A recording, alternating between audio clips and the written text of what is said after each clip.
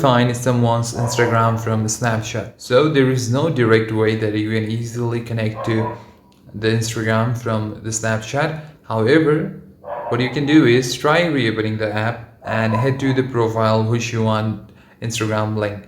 So tap on their Bitmoji, and under their profile, if they have added the link themselves, then you can easily tap on the link and it will redirect you to Instagram account.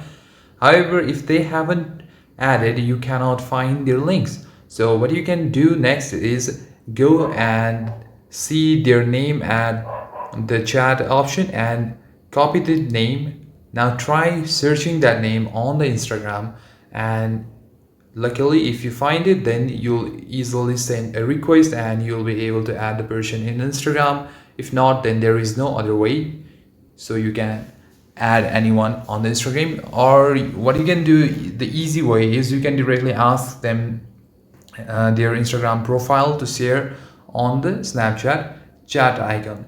In this way, you can easily get access to anyone on Instagram. Thank you for watching this video, guys. Hope you find this video useful.